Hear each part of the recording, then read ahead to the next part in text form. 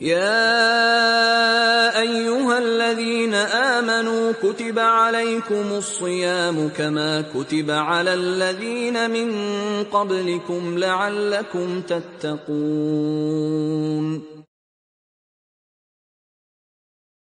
Assalamualaikum warahmatullahi wabarakatuh. Kami dari kelompok 2, mata kuliah dasar-dasar teknik sungai. Di sini kami akan mempresentasikan hasil materi kami dengan judul fungsi dan manfaat sungai. Yang pertama, pengertian sungai. Sungai adalah aliran air di permukaan besar dan berbentuk memanjang yang mengalir secara terus-menerus dari hulu menuju hilir. Sungai merupakan tempat mengalirnya air secara gravitasi menuju ke tempat yang lebih rendah.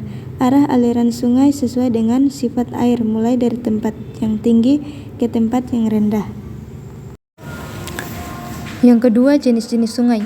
Berdasarkan sumber airnya, sungai dibagi menjadi 3. Yang pertama, sungai hujan. Sungai hujan airnya berasal dari proses pretipasi atau hujan yang keluar melalui mata air di bagian hulu, yang contohnya Sungai Bengawan Solo, Sungai Citarum, dan Sungai Ciliwung. Yang kedua, sungai gletser. Sungai gletser airnya berasal dari es atau salju yang mencair.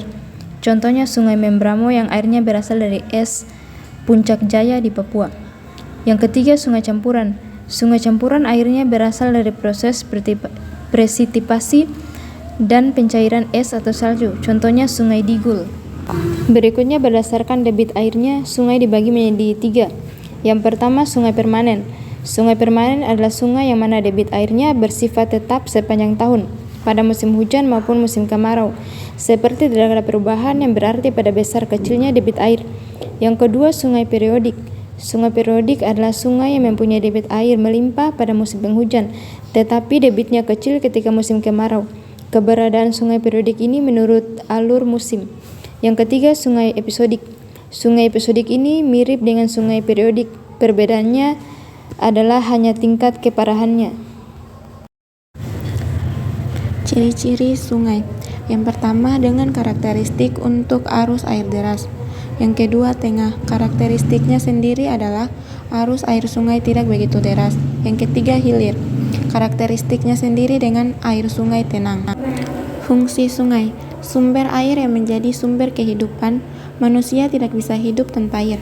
Selain itu, fungsi sungai bagi manusia adalah sarana transportasi, sosialisasi, mencari nafkah, tempat rekreasi, hingga pemenuhan kebutuhan sehari-hari. Manfaat sungai. Manfaat sungai bagi kehidupan manusia. Sungai menjadi salah satu bagian penting manusia yang tidak dapat dilepaskan dari kehidupan sehari-hari. Sungai mendamping kehidupan kita, baik di daerah pedesaan, pegunungan, dan daerah perkotaan. Manfaat sungai banyak digunakan oleh masyarakat, mulai dari mencuci, mandi, sebagai sumber air minum, hingga sumber mata pencaharian. Masyarakat juga kerap memanfaatkan sungai sebagai tempat penampung air dan sumber irigasi bagi pertanian. Manfaat sungai bagi kehidupan manusia. Berikut ini beberapa manfaat sungai yang perlu diketahui. 1. Sumber mata pencaharian. 2. Sarana transportasi. 3. Sumber pembangkit listrik. 4. Menampung dan mengalirkan air hujan. 5. Tempat rekreasi. 6.